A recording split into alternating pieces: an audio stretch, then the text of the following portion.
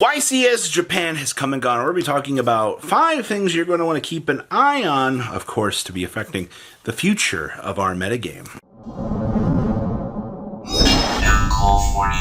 Make sure you guys smash the living crap out of that subscribe button so you guys don't miss out on more. Also, we're starting off over here with pre-preparation of rights, and I'm going to be giving the shout out here to the Quarter Century, which is literally a $3 card, which is actually great. So Silent Forces actually came through YCS Japan. The deck was kind of starting off a little bit underrated, actually. A lot of people looked at what has been going on with Silent Forces in the very early stages. And like, oh, you know, this deck doesn't seem too good. I also had people yelling at me, being like, no, you play this with other ritual decks. No. Actually, what ended up happening was there were multiple Silent Forces decks in the top cut of the event. So that's also going to give you a good indicator for Diviner of the Heralds, you know, Herald of the Arclights. And guess what? Some of these cards now just came in Quarter Century Secret Rare. That means that, guess what? These penny stonks out here, a lot more people are going to, you know, once the deck kind of enters into the meta here, a little bit more heads will turn. And that's at the point in which you look at things. But the main thing I wanted to point out here was I was looking at pre-preps today. And I was like, wow, you know, we're really pushing $2 to $3 a piece on the Quarter Centuries for these. I would not be surprised to see these hit a $5 price point. And then people are just going to be like, why did these go up? Silent Forces! You saw all the way back here in November that this was going to start being a thing. And if you can see, once again we talk about this, when you can see that far down the pipeline out here, that you are able to make decisions and figure out and go, hey, you know, do I want to pick this up? Well, it's really cheaper. Do I go, I don't know, man. I think I'm going to wait. And then you get really upset when things tend to double, triple, even quadruple in price. At least they're a lot more affordable, but it's always going to be the high rarity stuff. Next up, it's going to be dogmatica cards. Now, one thing out of YCS Japan that caught my attention, actually the most, was how many people were playing Nadir's Servant, Ecclesia, or Maximus. Well, the first thing that obviously, you know, you can do with this is Maximus is a stupid good card. I mean, Silent Forces obviously can make use of Maximus, typically. I mean, that's pretty good, right? But the real thing that drew my attention here was there was a Centurion deck. That's right. The Synchro level 12 pile. You know, that thing? The thing that wants to make King Calamity? Yeah, that thing was playing a Dogmatica package in the deck with Maximus. And when I first saw that, I was like, really? Like, this is a thing? I mean, they made it all the way out of 4,000 people, you know, all the way up into a top cut. So, you know, top 16, top 8. Kind of got to acknowledge it at that point in time. So, got to bring, once again, spotlight down here, dun dun dun dun, to the Quarter Centuries. You know, Nadir's Servant being one of those cards that you're like, okay, this definitely seems like, you know, something we want to keep an eye on. Yeah. How many times do I need to tell you this? All right, it's going to be the same lessons over and over out here. People want the higher rarity cards. People see the application behind these things, and you get the chance to once again pick these up months in advance. All right, the early bird catches the worm. In this case, the early bird doesn't spend literally their life savings because, you know, they wanted some sort of shiny cardboard. So, yes, Maximus, Nadir's Servant, inclusions in future decks. Definitely looks a lot more inviting than I had initially thought. Next up is Flamberg Dragon and the Snake Eye cards. Now, I've been on record talking about, you know, Snake Eye is just kind of a matter of time, you know. Somewhere, some way, somebody is going to figure out something with the Snake Eyes. Well, Japan at this point in time, they got one support card.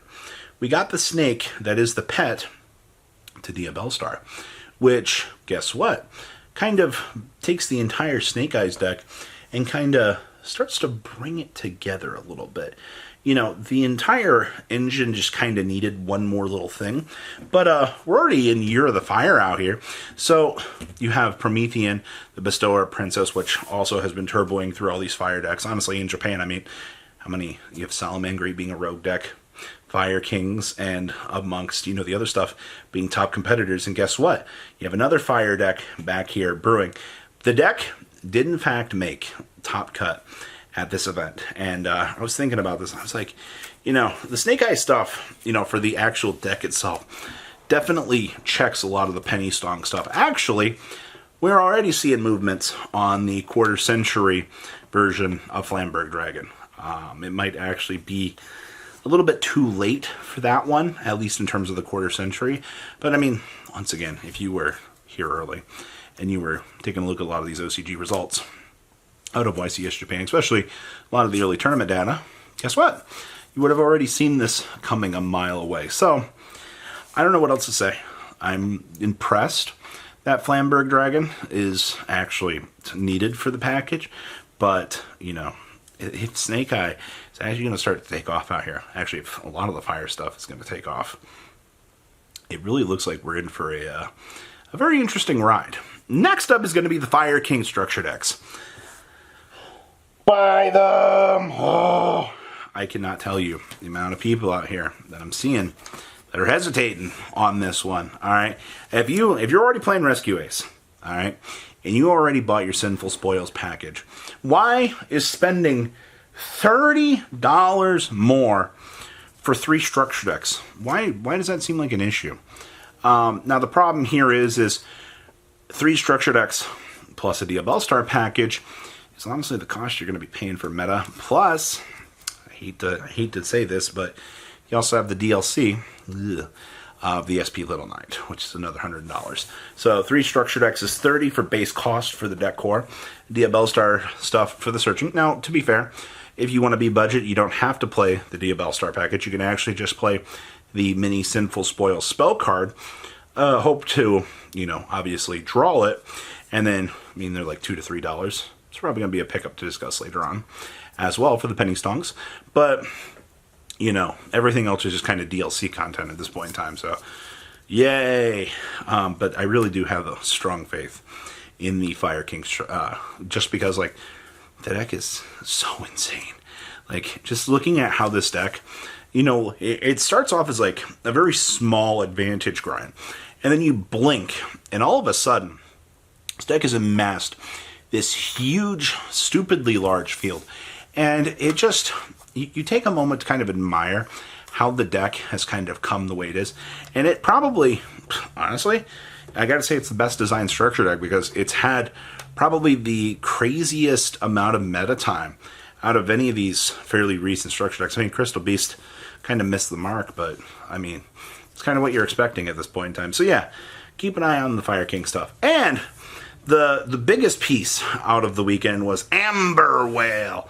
Ah, man.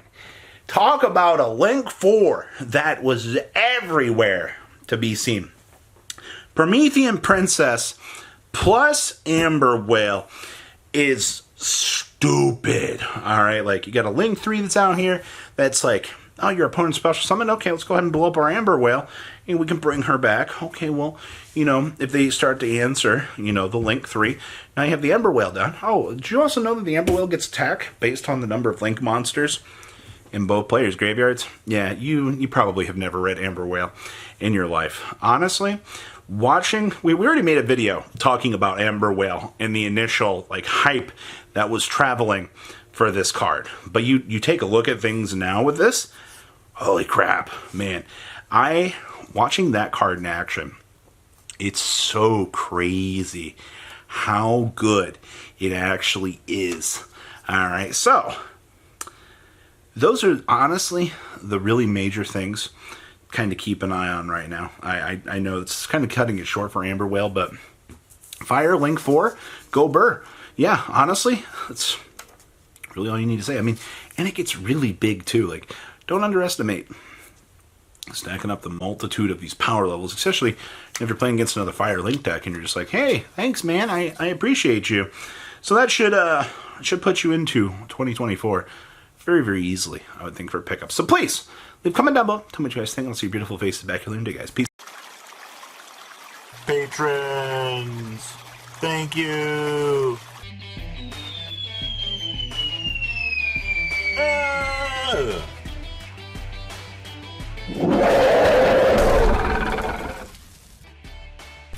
Thank you so much for watching. Check out these other videos.